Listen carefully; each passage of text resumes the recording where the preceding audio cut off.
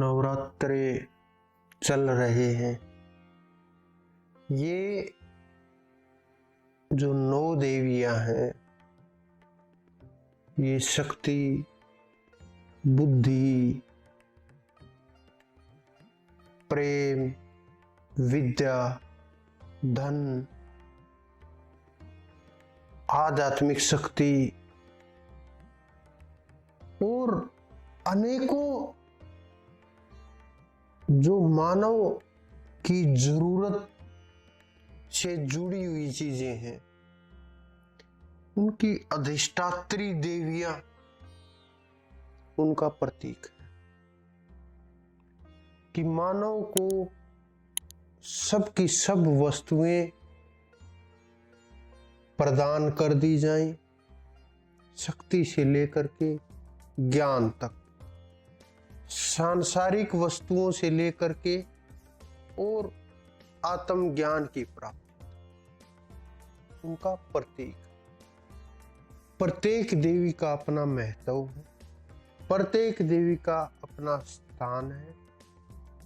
कुछ लोग तुलना करते रहते हैं, काली बड़ी, शेरा वाली बड़ी, लक्ष्मी बड़ी है, सरस्वती बड़ी है, गौरी बड़ी है या शेरा वाली बड़ी है।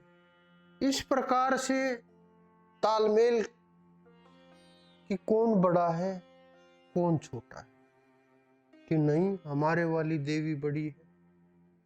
इन देवियों से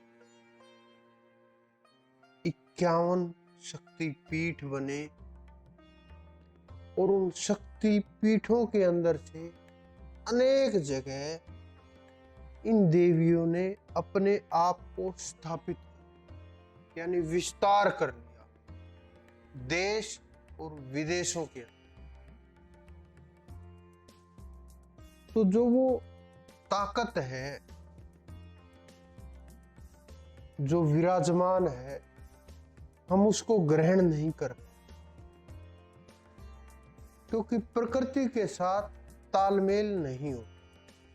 हम इन नवरात्रों को मात्र व्रत मान लेते कि 9 दिन व्रत करना है और 10वें दिन कन्याओं को बुलाए, दाफन कर दिया और भोजन वगैरह बांट दिया और भोजन कर लिया, फिर संसार में आ गए। ये 9 दिन साधना के लिए, ये 9 दिन तपस्या के लिए, ये 9 दिन एकाग्रता के लिए होते, ये 9 दिन चक्रों के लिए, कि हर दिन एक चक्कर भी चढ़ेंगे तो कल्याण हो जाए। ये 9 दिन अगर हम अच्छी तरह से इनका सदुपयोग करें, पूरा अपना समर्पण करें, एकाग्रता के साथ, भाव के साथ, और जो साधना, जो हमारा लक्ष्य है, उसको निर्धारित करके सांसारिक वस्तुओं की ओर ध्यान ना करके अपने मन और विचारों को कंट्रोल करते हुए, अपने ऊपर पकड़ रखते हुए,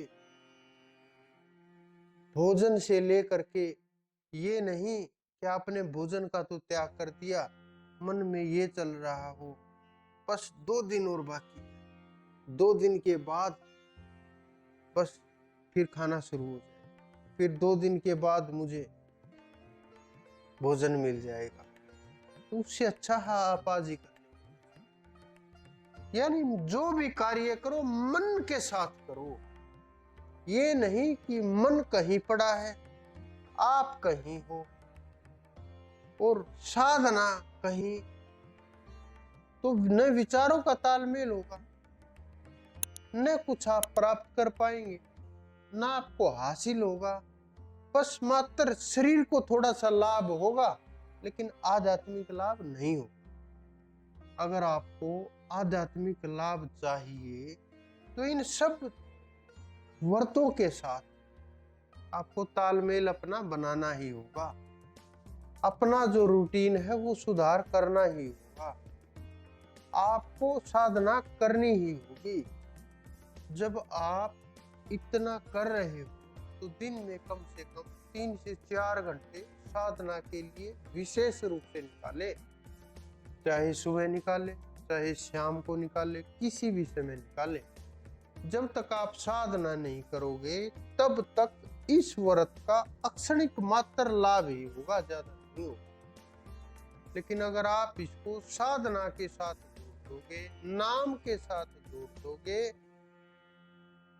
आपको शक्तियां भी प्राप्त होंगी। आपको इसका प्रभाव भी पता चल जाएगा। आपको ज्ञान का मार्ग भी पता चल जाएगा। आपको इसकी ताकत का अंदाजा भी पता चल जाएगा। आपको अनुभव भी होने लगेंगे। आपको ये चीजें दिखाई भी देने लगेंगी। आपको ये माता के अनेकों रूप, इनका भी अनुभव होने लगेगा, क्योंकि नाम के अंदर इतनी ताकत है। ये तो रास्ते में आपको मिल जाएंगे।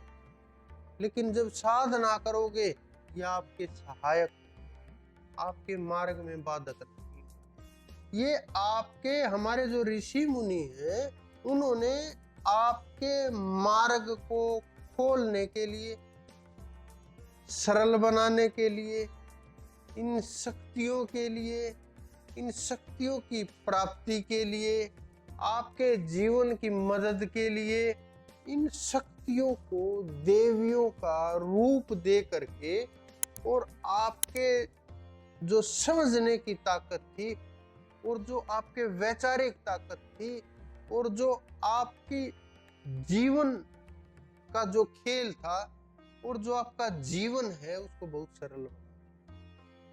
जब आप इसको समझोगे, आपको पता चलेगा, तो आप बिना ध्यान किए, बिना सुमरण किए नहीं रह पाओगे। तो आप इन नवरात्रों का लाभ उठाते हुए ध्यान की ओर, सुमरण की ओर बढ़ने का प्रयत्न